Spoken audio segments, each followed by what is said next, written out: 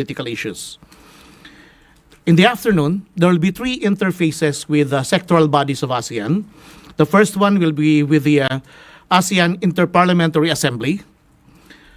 The second one will be with the representatives of business, or the ASEAN Business Advisory Council. And the third one will be an interface with ASEAN Youth.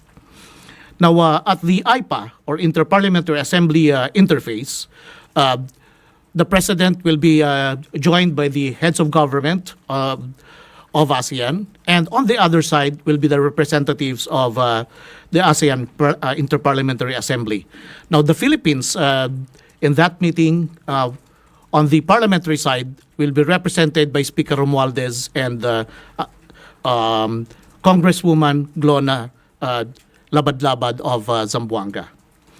At the ASEAN Business Advisory Council interface with the ASEAN Business Advisory Council, the President will be joined by Acting Secretary of Trade, Aldiger Roque. And on the other side, the Philippine business will be represented by Joey Concepcion, George Barcelon, and Michael Tan. Now, this Business Advisory Council is actually a council composed of the members of the Chambers of Commerce of the ASEAN economies. Now, at the leaders interface with the representative of ASEAN Youth, the President on one side will be joining the other heads of government of ASEAN, and he will be accompanied by Secretary Rex Gatchalian. The Philippine youth will be represented by Imari Cristia Pascua and Dr. Alfredo Sablay. Now, on the second day, October 10, first day, this will be the day of ASEAN +1 summits. That is the summit with the external partners of ASEAN. So the first one in the morning will be the 27th ASEAN-China Summit. It will be followed by the ASEAN Republic of Korea Summit, then the ASEAN-Japan Summit, and then after that, by the ASEAN +3 Summit, which will be the meeting of the ASEAN heads of government with the heads of government of China, Japan, and Korea all together. Now, in the afternoon, there will be an ASEAN-Australia Summit to be followed by an ASEAN-India Summit, and the last summit meeting in the afternoon will be the ASEAN-Canada Special Summit. Now, this time focusing on enhancing connectivity and resilience in ASEAN. But before the day ends, there's one more very important event. This is the signing by the Foreign Minister of Luxembourg of the Treaty of Amity and Cooperation in ASEAN. So it will be the last country which will be acceding to the TAC. And just for us to remember, the TAC is the one of the principal agreements in ASEAN which promotes the principle of peaceful settlement of disputes in accordance with international law. Now, before the day ends, the Lao PDR, the Prime Minister, Soneksay Siphandone, will be hosting a gala dinner for the heads of states and other delegations of ASEAN. Now, on the last day, on October 11, and that will be Friday, the last ASEAN +1 summit will be held, and that will be the one between ASEAN and the United States, to be followed by the East Asia Summit, which is a meeting between the ASEAN member states, all 10 ASEAN member states, together with Timor-Leste as an observer, with 8 external partners. Most of them the ones that they met in the previous day.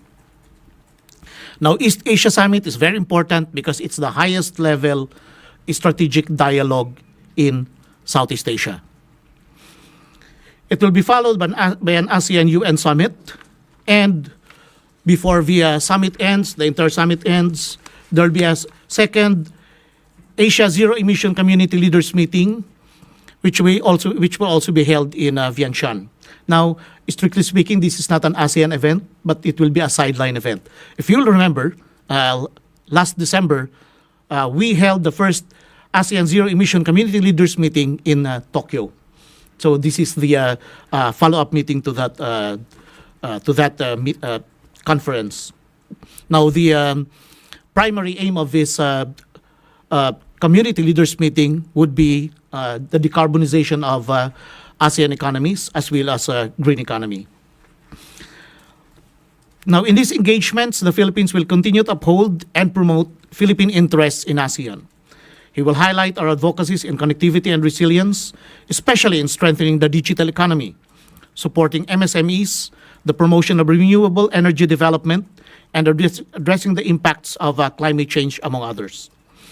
Furthermore, the President will continue to defend the Philippine sovereignty and sovereign rights and jurisdiction in accordance with international law, including the 1982 UNCLOS and the 2016 Arbitral Award. The leaders are also expected to discuss various international issues that impact the region and beyond. And these include the situation in Myanmar, Ukraine, the Korean Peninsula, Gaza, and other geopolitical challenges affecting the Indo-Pacific region. To date, there are 82 outcome documents, a little less than what we had last year, and a little less than what we had in Phnom Penh. There are so many of them, so I will only mention the main ones. The ASEAN Leaders Declaration on the development of strategic plans to implement the ASEAN Community Vision 2045, which is the post-2025 ASEAN Vision. Then the ASEAN Leaders Declaration on promoting the ASEAN outlook in the Indo-Pacific for a future-ready ASEAN. The ASEAN Leaders Declaration on strengthening regional biosafety and biosecurity. And the ASEAN Leaders Declaration on enhanced cooperation against illicit drug trafficking and precursor chemicals. There are also possible bilateral meetings between the President and the other heads of state at the sidelines of the meetings. So far, the ones being confirmed are the ones with Canada, New Zealand, Vietnam, and Japan. The 44th and 45th ASEAN Summits and related summits will conclude on 11 October 2024 with a handover ceremony of the ASEAN chairmanship from the Laos PDR to Malaysia. And we also expect that at that handover, Malaysia will be unveiling its theme for next year. So I think I will stop at that point and open ourselves to questions. Thank you, Assistant Secretary Espiritu. Okay, let's start with Maricel Halili, TV5. Okay. Hi, sir. Magandang Hi, umaga po. Maricel. Yeah. Sir, do we expect all heads of state to be present during the ASEAN Summit, particularly Chinese President Xi Jinping and Joe Biden? Okay, so far the information is that Blinken will represent Biden. And then Xi Jinping will not be there. Instead, there will be Li Qiang, the Prime Minister. So, but the others, they indicated that they will be there. Of course, we can never conclusively say that they will be there until the 0 hour. Thank you. And sir, dun sa bilateral meeting, do we also have a pending arrangement with China to talk about? So far, there's nothing on the table. But we're not precluding that. Yeah. Thank Okay, you. but do we expect the issue No. on West Philippine Sea to be discussed during the ASEAN Summit? Of course, definitely. The President always champions that issue. Yeah. In all of the summits from the very start. And ano po yung inaasahan natin na bibigyang diin ni Presidente during the summit, particularly on the South China Sea issue? Yeah, of course, the recent developments, but I won't go into the details of that. Yeah. Thank you. Thank you. Pia Gutierrez, ABS-CBN. Hi, good morning, Pia. Good morning, sir. Sir, can you explain bakit po sabay yung 44th and 45th ASEAN Summit? Okay, it has been the tradition of ASEAN to have two summits every year, no? But it doesn't have to be at the same time. Like last year, magkahiwalay. One in the middle of the year for Indonesia and the one at the end of the year. Now, so it's a prerogative actually to conjoin them at any point in time, usually near the end of the year. So if you remember, even in Phnom Penh, pinag-isa lang. And it's always an option. Yeah. Sir, do we also expect the conclusion of a code of conduct to be front and center during the discussions at the China-ASEAN Summit po? Well, the desire to conclude that as soon as possible is always there. In fact, during the last summit and in the subsequent meetings, there has been this thrust to possibly conclude it in 3 years as a part of the initiative of Indonesia and the other members. But of course, it's not conclusive either. No, we've been working on the COC for the past 20 years. So let's see. Okay, Raquel Bayan, Raja Pilipinas. Sir, good morning. Hi, How many Raquel. Filipinos are there or living or working in Laos, and what are their profile po? Many of them are working in professional capacities. Now, I don't have a breakdown right now, but most of them are in professional capacities and also in the hospitality business. So I think those are the most important sectors there. Yeah. Sir, is there any particular ASEAN document or ASEAN agenda that the Philippines is eyeing to be signed or approved next week? Alam mo kasi yung mga agenda and the documents are consensual documents. So most of the documents are in cooperation with all of the 9 other members of ASEAN. But definitely, our interests are in all of those documents. Sir, yung binabanggit niyo na lang po kanina na Treaty of Amity And cooperation. Cooperation, Yeah. can you expound on that a little? Okay, it's one of the seminal agreements of ASEAN and one of the most important. Now, it was first signed in 1975, but the most important thing about that, medyo mahaba yung document, but the most important thing about that is that it commits the parties to it to the peaceful settlement of disputes under international law. So, it was concluded in the middle of the Cold War. No? So, nung araw na yon, nung 1970s, in a sense, that was part of the height of the Cold War. No? So, Vietnam War was still ongoing and, winding down, but still ongoing. And yung violent conflicts among nations, and including in revolutionary movements within countries, were still raging nung time na yon. So it was very important that for ASEAN to cooperate with each other to make sure that even among themselves, whatever differences they may have will be settled through peaceful means. And in a sense, it succeeded because ever since then, up to now, as we all know, wala pang shooting war within ASEAN. Okay, Harley Valbuena, DZME. Hi, Harley. Hi, good morning, sir. Good morning. Sir, the ASEAN leaders, are they expected to issue a joint stand or a statement on the conflict in Gaza between Israel and Palestine, given that a lot of ASEAN countries are affected by the subsequent events of this tension? Yeah, definitely. Actually, kasama yan sa nine-negotiate nga. But I won't give you the details kasi fluid pa nine-negotiate pa yung text. But it has always been there, and even in the lesser meetings of ASEAN, kasama yan sa foreign ministers meeting and even in the special summits. No? Starting, I think, from the one in Riyadh last year, yung sa ASEAN GCC. So pinag-uusapan na. In fact, that's one of the most important topics in ASEAN. Yeah, thank you. Okay, Celerina Monte, NHK. Hi, Celerina. Good morning, sir. Morning. Regarding the bilateral talks between the President and the new Prime Minister of Japan, Okay. may we know the possible agenda? Oh, okay. Of course, this is their first meeting. Definitely, the President will be congratulating him on his assumption as Prime Minister. But they will also be discussing other issues of mutual concern. Of course, trade and investment cooperation and defense cooperation. I won't go into detail again because, but you're familiar with most of them. Okay, thank you. JP Soriano, GMA. Microphone, please. Thank you. Hi, Hi, ASEAN. JP. Hi, Daphne. Sir, overall, ASEAN has never really strongly opposed the extensive harassment and aggression by the China Coast Guard in the West Philippine Sea, despite consistently speaking out against the wars in Ukraine and Gaza. ASEAN has failed to show similar resistance towards China's actions. How will this upcoming ASEAN summit differ from past meetings in terms of reaching out or reaching a unified decision to reject China's aggression? Okay. First of all, in spite of that, the ASEAN member states have always been committed to the peaceful settlement of disputes in the South China Sea, especially within the ambit of UNCLOS.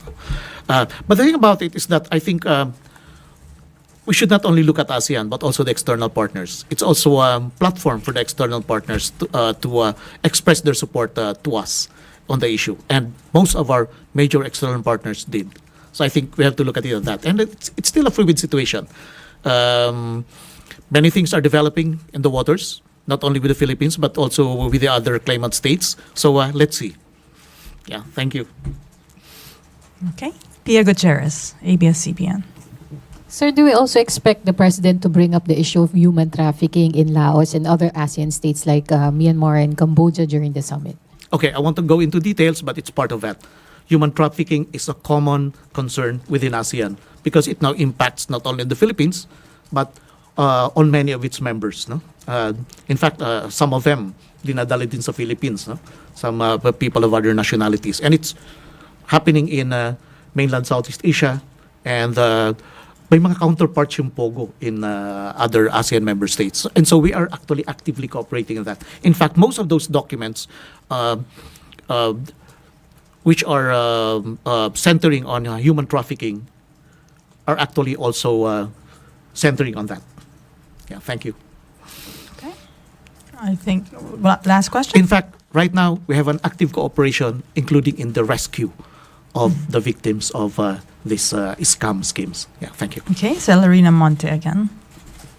Sir, sorry, just for the Excuse me, record. So, what are we going to push in the joint communique or joint statement, especially Yeah. on the South China Sea? As you very well know, throughout all the summits and even the foreign ministers' meetings, we push for all issues within the intergamut of political security, economic and socio-cultural cooperation, including sa climate action and biodiversity management. No? So, again, I won't go into details kasi ang dami talaga. No? So, the document is always long, ang daming elements, but we're pushing for everything on from political, economic to socio-cultural details. But definitely, if you're asking on the South China Sea, which is your main focus of interest, nandun yun. It could be hard. I won't go again into details. It's too fluid. Naninegotiate pa ngayon. Thank you. Yeah, thank you. Ann Soberano, Bombo Radio. Hi, sir. Good morning. Hi, good morning. Sir, what can we expect during the meeting with business leaders with President Marcos in Laos? May mga investment po bang may mga foreign investors po ba ang nagpahayag na mag-invest dito sa Pilipinas? Thank Okay. One very important sideline event of the ASEAN Summits is the ASEAN Business and Investment Summit, which will also be held almost all throughout the 3 days that the leaders will be there.